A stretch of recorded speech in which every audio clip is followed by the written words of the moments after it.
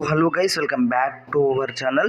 తెలంగాణలో ఎంతో ఆశగా ఎదురు చూస్తున్న పథకం రైతులకు రైతు భరోసా పథకం పెట్టుబడి సాయం కింద ఇచ్చే ఏవైతే డబ్బులు ఉన్నాయో తుమ్మల నాగేశ్వరరావు గారు వచ్చేసి మనకైతే గుడ్ న్యూస్ అయితే చెప్పడం జరిగింది.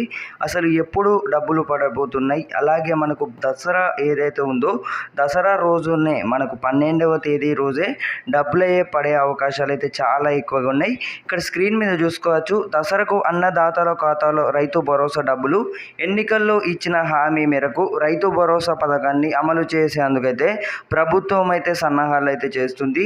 దసరా పండుగ నాటికి అన్నదాతల ఖాతాలో డబ్బులు అయితే జమ చేయనున్నది అయితే సమాచారం. రేపు కేబినెట్లో చర్చించిన తర్వాత విధి విధానాలపై అయితే మనకైతే సీఎం రేవంత్ రెడ్డి గారు వచ్చేసి నిన్ననైతే మనకైతే న్యూస్ అయితే రిలీజ్ అయితే చేయడం జరిగిందండి. ఇక్కడ ఎకరకు చూసుకోవచ్చు 7,500 రూపాయల చొప్పున 2 విడతల అంటే ఏదైతే అలాగే మనకు ఏదైతే చూసుకున్నట్టయితే ఏదైతే ఇప్పుడు పంట సాగు చేస్తున్న రైతులకు అలాగే ఏదైతే మనకు యాసంగి సీజన్ అలాగే వానాకాలం సీజన్ కలిపి 7,500 రూపాయల రైతుల ఖాతాలోనైతే డబ్బులు అయితే జమ చేయనున్నారు. 1.53 కోట్ల ఎకరాలకైతే ఈ ఏదైతే ఉన్నాయో ఫండ్స్ అయితే లభిస్తుంది. 11,475 కోట్లు అయితే ప్రభుత్వం అయితే ఏదైతే ఉందో నిధులు అయితే విడుదల కావడం జరుగుతుందన్నమాట. వీళ్ళకు ఎవరైతే రైతులు నిజమైన రైతులు ఉన్నారో తుమ్మల నాగేశ్వరరావు అయితే మనకైతే గుడ్ న్యూస్ అయితే చెప్పడం జరిగింది. త్వరలోనే మనకు దసరా కంటే కొంచెం ముందే రైతు భరోసా పథకం అయితే వెలుగులో అయితే చూసుకోవచ్చు. ముహూర్తం ఫిక్స్ అయినట్లు తెలిసింది. వచ్చే నెల 12న అంటే దసరా రోజున పథకాన్ని ప్రారంభించినట్లయితే సమాచారం. ఈ తప్పకుండానైతే మీ వీడియో ఏదైతే ఈ వీడియో ఉందో ఖచ్చితంగానైతే మీ వాట్సాప్ గ్రూపులలో తోటి రైతులకైతే షేర్ చేయండి. ఎవరైతే రైతు భరోసా పథకం కోసం ఎదురు చూస్తున్నారో రైతులకు వచ్చేసి అయితే ఈ వీడియోని అయితే మీ వాట్సాప్ గ్రూపులలో అయితే షేర్ చేయండి. 7,500 రూపాయల రైతుల ఖాతాలో జమ చేసేందుకు ప్రభుత్వం సిద్ధమైనట్లు తెలిసింది. ఈ మేరకు సెప్టెంబర్ 20న తెలంగాణ కేబినెట్ అయితే సమావేశం జరగనుండగా ఆ భేటీలో పథకం అమలుకు ఆమోముద్ర వేయనున్నట్లు ప్రభుత్వ వర్గాలు అయితే వెల్లడించున్నాయి. ఆ తర్వాత విధి విధానాలపై అయితే అధికారిక ప్రకటన వెలువడనుంది.